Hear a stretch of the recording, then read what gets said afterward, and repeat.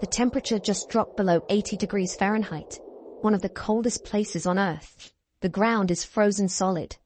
The cold wind makes it hard to breathe, and your main job is to catch seals so you don't freeze or starve. That's life for the Inuit people, and they've mastered it for thousands of years. But how do they catch seals without fancy modern technology? The answer: incredible skill, patience, and some very cool and deadly traditional weapons. Let's dive into the art of seal hunting, the Inuit way. Before going into detail about the hunting process, let's first talk about why seals are such a huge deal for the Inuit people. And I mean that literally, since an adult seal can weigh up to 300 pounds. For the Inuit, these blubbery creatures are basically their version of a Swiss Army knife. Except instead of tiny scissors and a bottle opener, you get enough food to feed a family for weeks. First up, there's the obvious reason: food. Seal meat is packed with protein and fat, which is exactly what you need when it's cold enough outside to freeze your words mid-sentence. The Inuit have some pretty clever ways to preserve this meat too. They'll often store it in underground chambers carved into the permafrost, nature's freezer if you will. Some communities even ferment the meat in a traditional dish called igunak, though I'll warn you, it's definitely an acquired taste. But seals aren't just about filling bellies. Their skins are transformed into some seriously impressive waterproof clothing. The women in Inuit communities are masters at preparing these skins, scraping them clean and carefully stretching them until they're as flexible as modern Gore-Tex. They create parkas, called amauti, boots, or kamek, and even waterproof pants. And yes, they had waterproof clothing figured out long before everyone else had. Here's where it gets really interesting. The Inuit use every single part of the seal, making modern recycling efforts look kind of amateur. The bones and teeth become tools and needles sharp enough to pierce thick hides. Seal fat gets rendered into oil that burns clean and bright in their traditional kulik lamps, providing both light and heat during those long Arctic nights. Even the intestines don't go to waste. When cleaned and dried, they become waterproof windows for their summer homes. Talk about thinking outside the box. The blubber is particularly valuable. It's like the duct tape of the Arctic, used for everything from insulation to fuel. Recent studies have shown that traditional seal oil lamps can maintain a temperature of around 50 degrees Fahrenheit, 10 degrees Celsius, inside an igloo, even when it's -40 outside. Without these resources from seals, surviving in the Arctic would be nearly impossible. But getting in range to these sharp-eyed creatures takes some serious skill. You might think sneaking up on a seal would be easy. After all, they're basically giant sausages with flippers. But these blubbery geniuses have super-powered senses that would make Superman jealous. Their hearing is so good, they can detect the smallest sounds from 100 feet away. The real action happens at the seal's breathing holes.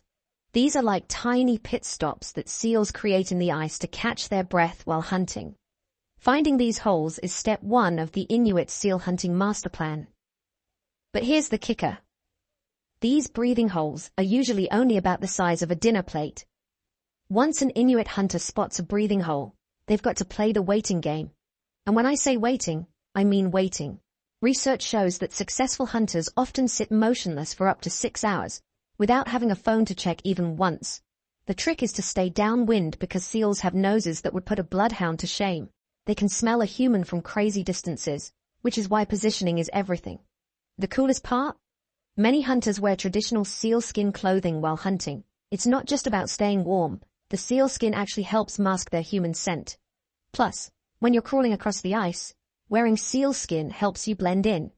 It's like the world's first ghillie suit, except it also keeps you from freezing to death. But the real MVP move in seal hunting is something called seal scratching.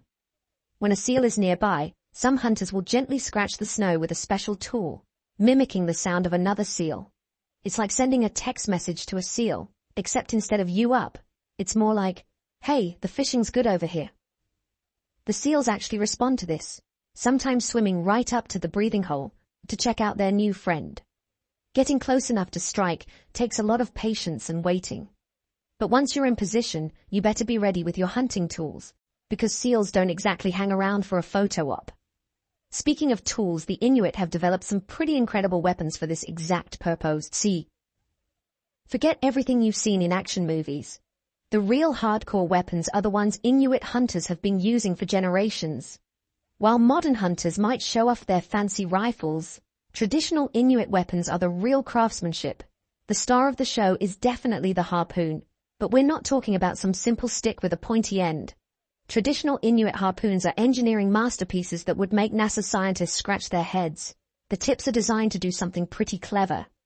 They actually pivot sideways after hitting the seal, turning into a kind of underwater anchor. That way, even if your seal decides to play submarine and dive deep, they're not getting away. The coolest part. Many of these harpoons come with floats made from inflated seal skin, which bob up to show where your dinner went. Then there's the atlatl, which sounds like something you'd order at a fancy restaurant, but is actually a spear-throwing device that increases your strength. Studies have shown it can increase throwing speed by about 93%. That's the difference between throwing like a toddler and throwing like a pro baseball pitcher. The bow and arrow setup deserves some credit too.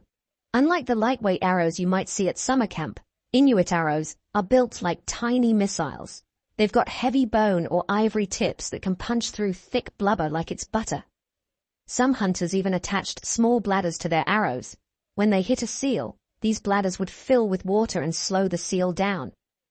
It's like nature's version of those security tags that explode with ink when shoplifters try to steal clothes. Last but definitely not least is the sealskin snare, probably the most ninja-like tool in the Arctic hunting arsenal.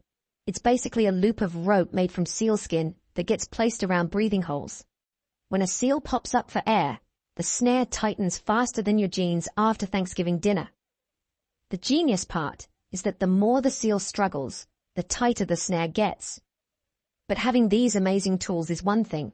Knowing exactly when to use them is what separates the pros from the amateurs. And timing, well, that's where things get really interesting. Inuit hunters often camp out by breathing holes longer than most people can binge-watch their favorite TV show. We're talking about serious dedication here. Studies of traditional hunting practices show that successful hunters sometimes wait up to 8 hours in temperatures that would freeze your smartphone solid.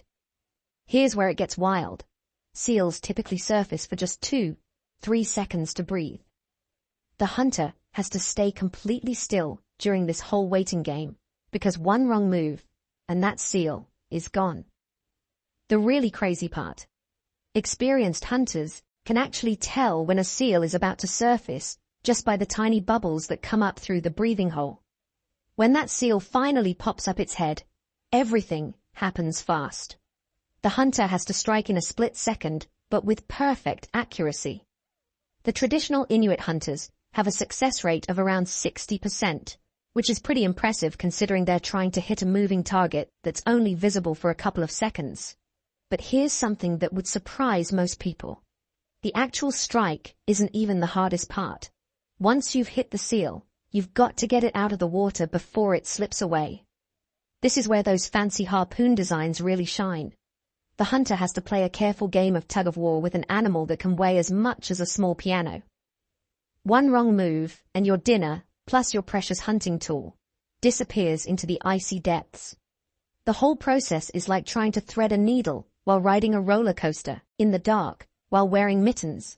It requires such precise timing that many Inuit hunters start learning these skills when they're kids. They practice the movements over and over until they become second nature. Kind of like how some people can text without looking at their phone. After all this drama, you'd think the hard part would be over. But actually, getting the seal back to camp isn't an easy task either. Hauling a 300-pound seal across the ice is just the beginning of what might be the world's most extreme recycling program. The Inuit are masters when it comes to saving anything they can. The first challenge is getting this massive catch back to camp. Traditional hunters use a special technique called seal dragging, where they create a small ice sled, using nothing but water and snow. They pour water over the ice path, let it freeze, and suddenly they've got nature's slip and slide. Pretty clever, right? Some hunters can move a full-size seal several miles this way. Once back at camp, the real transformation begins. The butchering process is like a perfectly choreographed dance that's been passed down through generations. Special knives called ulas, shaped like half moons, make quick work of the thick skin and blubber. Fun fact.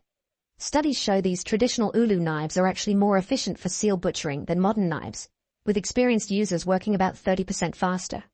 The meat gets divided up based on traditional customs. Some parts, like the liver, are considered delicacies and might be eaten right there on the spot. Talk about fresh food. Other pieces are preserved through various methods. Ever heard of niku? It's kind of like seal jerky, dried in the Arctic wind until it's perfect for snacking. They'll often store chunks of meat in seal oil, which acts as a natural preservative and keeps the meat good for months. The skin requires special attention. It's basically the Arctic's version of Gore-Tex. Women in the community carefully scrape the blubber from the hide using techniques that would make a surgeon jealous. Then comes the stretching and drying process, which can take several days. The end result is waterproof material that's more durable than anything you'll find at your local outdoor store. Even the smallest parts find a purpose. The intestines become windows. Yeah, you heard that right. When cleaned and dried, they're naturally translucent. Bones transform into tools, sinews become thread, and the bladder might become a water container. Before I get a lot of angry comments, I know that times have changed since the days when everyone hunted with bone harpoons, and modern Inuit seal hunting has evolved fast. These days, you might spot a hunter heading out with a rifle instead of a traditional weapon. Though don't be fooled, the old school knowledge is still just as important. It's like adding power steering to a car.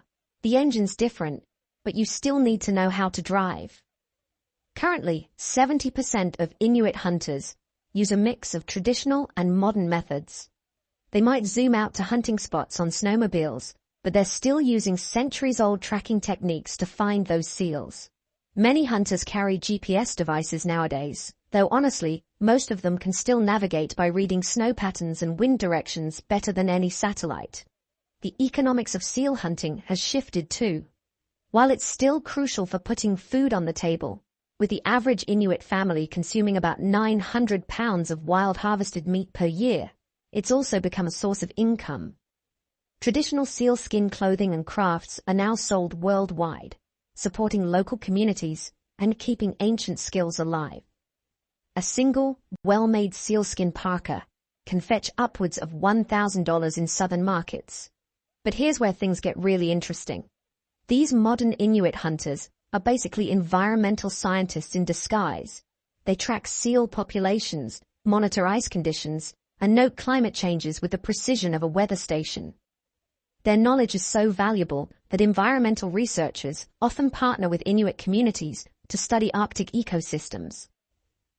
Traditional hunters can tell you exactly how seal migration patterns have shifted over the decades. Try getting that kind of long-term data from a satellite. The Inuit have also adapted their hunting practices to ensure sustainability. They follow strict community guidelines about when and where to hunt, making sure seal populations stay healthy for future generations. Looking ahead, these hunting practices will keep evolving, but the core principles, respect for the land, sustainable harvesting, and community sharing, remain as solid as the Arctic ice. Well, maybe that's not the best comparison these days, but you get the point.